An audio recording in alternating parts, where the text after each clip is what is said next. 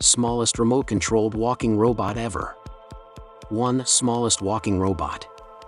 The small robotic crab can walk, bend, twist, turn and jump. The smallest ever remote-controlled walking robot has been created by Northwestern University engineers, and it takes the shape of a tiny, cute peekytoe crab. The tiny crabs, which are about half a millimeter wide, can bend, twist, crawl, walk, turn, and even leap. Additionally, the scientists created millimeter-sized robots that resemble inchworms, crickets, and beetles.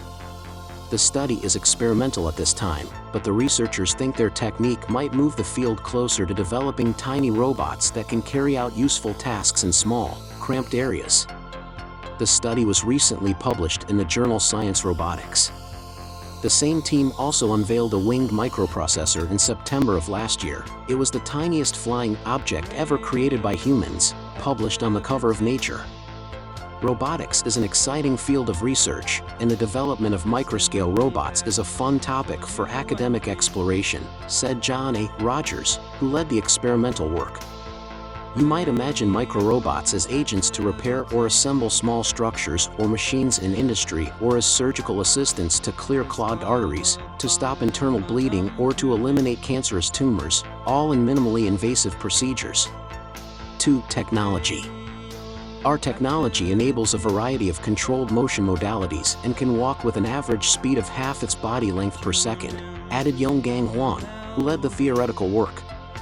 This is very challenging to achieve at such small scales for terrestrial robots. Rogers, a pioneer in the field of bioelectronics, is the director of the Query Simpson Institute for Bioelectronics, QSIB, and the Lewis Simpson and Kimberly Query Professor of Materials Science and Engineering, Biomedical Engineering, and Neurological Surgery at Northwestern University. Huang serves as a key member of QSIB and is the Jan and Marcia Achenbach Professor of Mechanical Engineering and Civil and Environmental Engineering at McCormick. The crab, which is smaller than a flea, is not propelled by sophisticated machinery, hydraulics, or electricity. Instead, the elastic resilience of its body is where its power rests. The researchers employed a shape memory alloy material to build the robot, which transforms to its remembered shape when heated. In this case, the scientists heated the robot quickly at several targeted spots all over its body using a scanned laser beam. Upon cooling, a thin layer of glass will elastically restore the distorted shape of the corresponding component of the structure. As the robot changes from one phase to another, deformed to remembered shape and back again, it creates locomotion. Not only does the laser remotely control the robot to activate it, the laser scanning direction also determines the robot's walking direction. Scanning from left to right, for example, causes the robot to move from right to left. 3. Development. Because these structures are so tiny, the rate of cooling is very fast, Rogers explained. In fact, reducing the sizes of these robots allows them to run faster.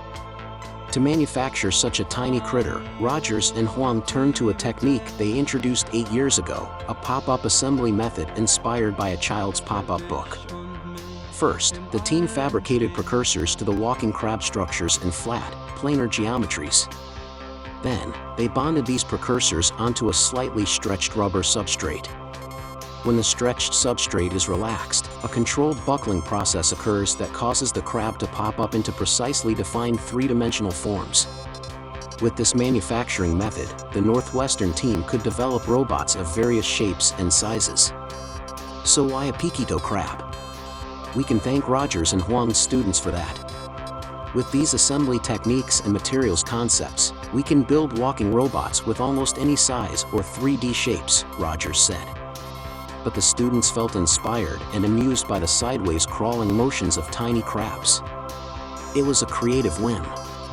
Research, Vitor Hugo Lizard Leonardi. About my channel of curiosities, this channel is to see and hear curiosities of our world in general. If possible, leave your like and subscribe to have new notifications about new subjects. Thank you very much.